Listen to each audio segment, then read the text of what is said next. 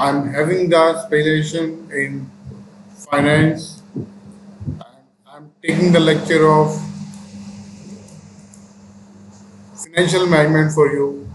Today I will teach inventory control. So, first of all, what is the meaning of inventory? The inventory means the value or amount of material or resources on hand. It includes raw material, work in process, and finished goods. In inventory control is a process by which inventory is measured and regulated according to predetermined norms such as economic lot size for order of production, safety stock, minimum level, maximum level, order level, etc. So first of all, what is the meaning of inventory? Inventory means the goods lying in unsold condition may be termed as inventory in a trading concern. If we are taking the example of any trading concern, then it means goods lying in unsold condition is called inventory, because here inventory means stock of finished goods. If we talk about a manufacturing concern, then inventory means stock of raw material, stock of WIP, and stock of finished goods. Stock of raw material means, as we know very well, if we are taking the example of a manufacturing concern, then we have to purchase raw material and after processing we have to convert it into a finished good. So we have different type of stock in a manufacturing concern. First of all, we purchase the raw material. So one stock is of raw material. Second is in intermediary goods. Intermediary goods is also called work in process or work in progress. It is the stock of goods which are intermediary. Intermediary means we have consumed raw material here, we have consumed some amount of labor, and we have consumed some amount of overhead. We have consumed 100% raw material. You can say we have consumed around 50% of overhead and 50% of direct labor. So goods are lying in unsold condition and it's in intermediary stage. So after employing 50% wages and 50% overhead, goods will be converted into the finished goods. So we will have three types of the stock: stock of raw material, stock of work in progress, and stock of finished goods. If we combine all three type of stock, then it may be termed as inventory. So again, you can say, if we are taking the example of any trading concern, then inventory means stock of finished good only. But if you are taking the example of any manufacturing concern, then meaning of inventory means stock of raw material plus stock of work in progress plus stock of finished goods. Now, what is the meaning of inventory control? As you know, this is a part of working capital, and working capital management means you have to control the working capital. It means if you are having more working capital, then it will be harmful for the organization, and if you are having less working capital, again it's harmful for the organization. So same, if you are having inventory more than requirement of the organization, then you have to lose the profitability. Profitability will go down. But if you are having lesser inventory in comparison to requirement of the organization, then you have to pay some hidden cost also. Hidden cost means if you don't have sufficient stock, then customer come to your shop and because of non-availability of stock, he moves to another organization. So this is the hidden cost. So inventory control is a process by which inventory is measured and regulated according to predetermined norms such as economic lot size for production, safety stock minimum level, maximum level, order level, etc. So in inventory control, we regulate all these things so that inventory should be under control. It should not be beyond the level and it should not be lesser than safety stock. So there are different levels.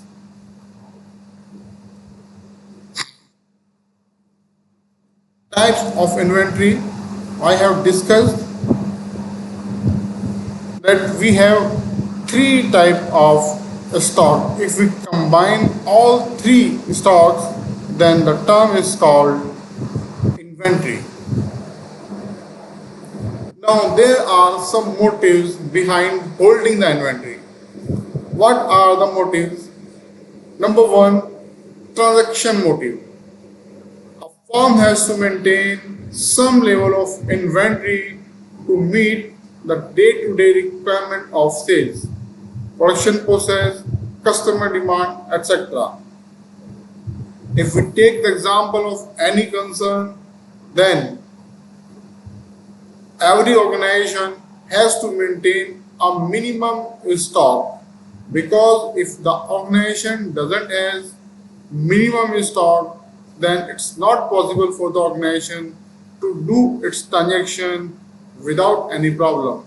So the amount of stock which is kept by the organization to keep its operation without any problem, the amount of stock is because of transactionary motive.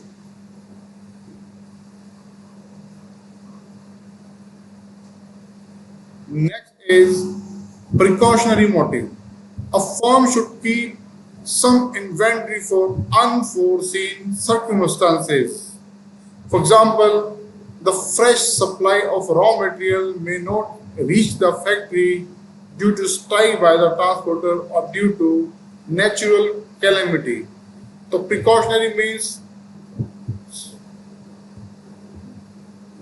the amount of inventory which we have to keep with the organization as a precaution. Precaution for what? Precaution for unforeseen circumstances because of any contingency. So for any contingency or for any unforeseen circumstances, you have to keep stock extra which is required for transaction. For example, an organization need 1 lakh kg raw material to prepare 1 lakh unit of finished goods. So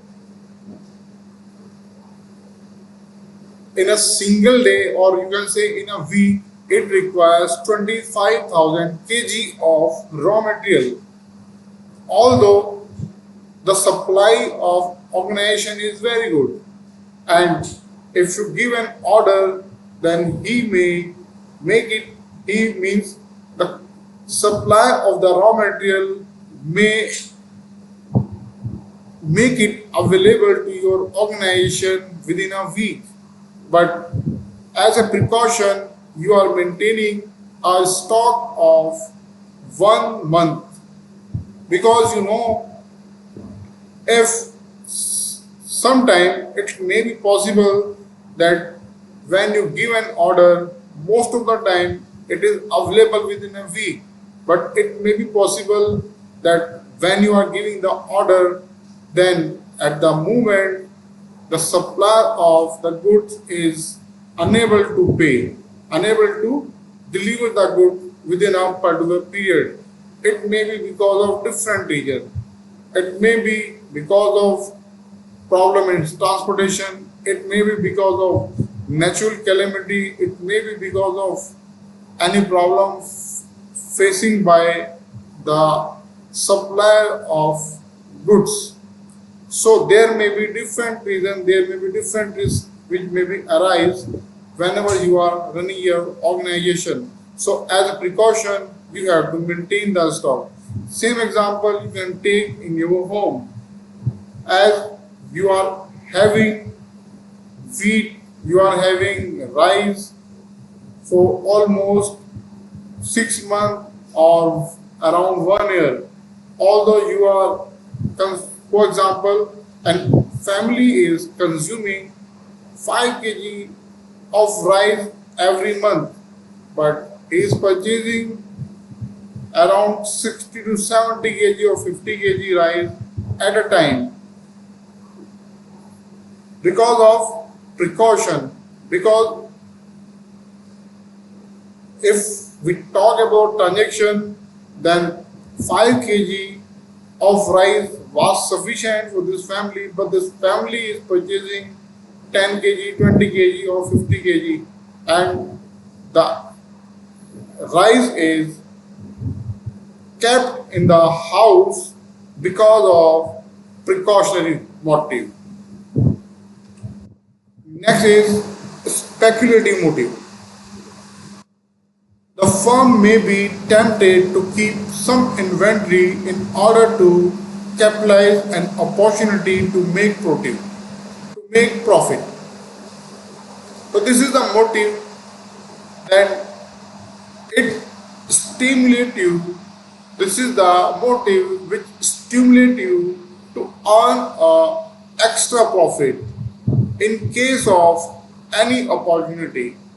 It means, for example, there is a shortage in the market and you have sufficient goods with your organization, and at that time when there is a heavy demand in the market and most of the shopkeepers or the people who are engaged in same type of business which you are doing, then you may take the advantage to sell at higher prices. For example, you are selling something and normal price of the goods which are sold by you is rupees 200, but suddenly these goods are disappeared from the market and there is a huge demand in the market, then at that time you can make extra profit by selling your goods on higher prices.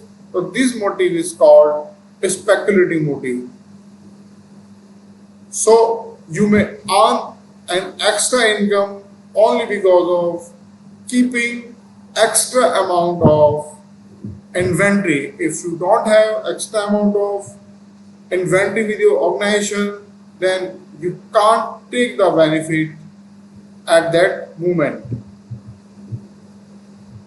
Now, types of inventory cost.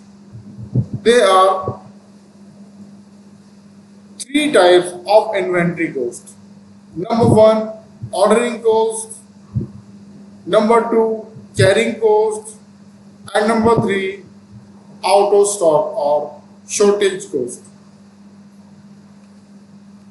Ordering cost means the cost of ordering the item and securing its supply. It includes expenses from raising the intent, purchase requisition, by user department till the execution of order. Number 3, receipts and inspection of material. Ordering cost means simply, for example, you are running a trading organization, and in this organization you are selling consumer durables. Now, suppose you have to purchase some item of consumer durable from your supplier, then you are giving an order on a telephone. So ordering cost may be rupees 1 or rupees 2, because the prices you spend on giving an order is rupees 1 or 2, because the cost of call is around 1 or 2 for you.